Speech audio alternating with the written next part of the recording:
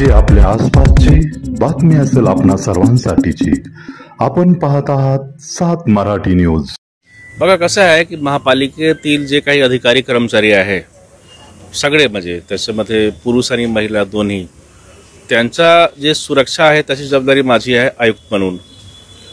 तर महिला अधिकारी असेल किंवा पुरुष अधिकारी असेल जर कोणीही जर त्यांच्यावर हे केला दमदाटी केला तर मी नक्कीच कारवाई करणार, कारण ते माझी जबाबदारी आहे प्रशासकीय तसेच नैतिक पण या केसमध्ये महिला अधिकारी आणि खूप सिनियर अधिकारी आहे आणि हेल्थ डिपार्टमेंटचे खूप एक चांगले अधिकारी आहेत।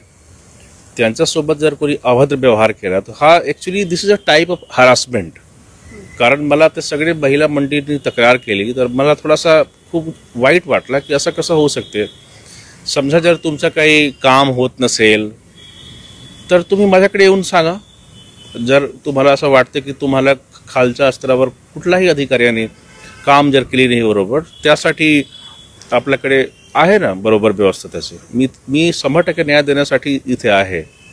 आणि ते आता आजच्या घडीला जे मतलब महाराष्ट्र शासनमध्ये जे काही कामाचे स्पीड वाढवण्याचे जे काही CM साहेबांचे निर्देश आहेत त्या हिशोबाने आम्ही सगळे काम करतो। पण जर तुम्हाला कारण नसताना कोणाला त्रास द्यायचा असेल स्पेशली महिला अधिकाऱ्यांना तर याच्यामध्ये काही म्हणजे आपल्याला सहानुभूतीचा काही प्रश्नच नाही आहे। कडक कारवाई याच्यामध्ये आम्ही प्रवेश बंदी सुद्धा केलेला आहे, तसेच पोलिसांना पण रिक्वेस्ट करतो FIR करायला।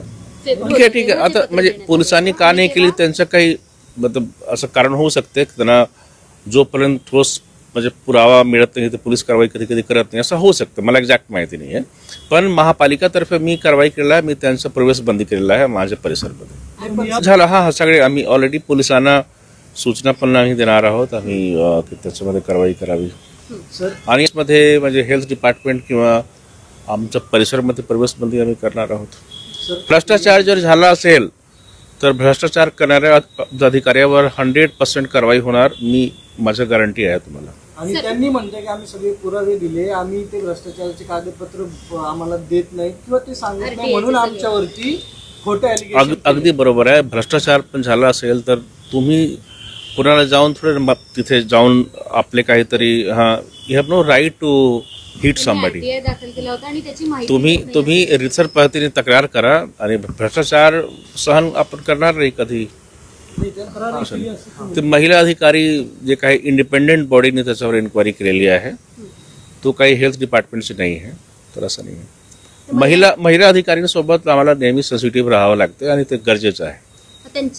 ठीक आहे सीसीटीव्ही नक्कीच पाहिजे आपल्याला सर्व ठिकाणी, ते पण करू आपण। महिला आयोगाकडे त्यांनी धाव घेतली आहे, तू तर महिला आयोगाने पाहावे ना, त्याच्यावर मी काय बोलू शकतो। त्यांचे अधिकारी तुमच्याकडे महापालिकेत येऊन चौकशी वगैरे केल्याची माहिती आहे? नाही अजून काय माहिती नाही। माझ्याकडे महिला अधिकाऱ्यांनी ग्रुपमध्ये येऊन तक्रार केली आणि मी माझ्या स्वतःची जबाबदारी म्हणून मी कारवाई केलेली आहे।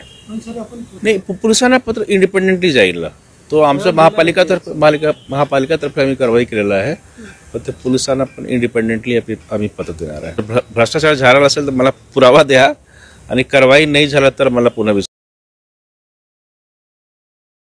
नवीन असाल तर सबस्क्राईब करा, लाईक आणि लिंक शेअर करायला विसरू नका। घटना जी आपल्या आसपासची बातमी असेल आपणा सर्वांसाठीची, आपला चॅनल आपली बातमी 7 मराठी न्यूज।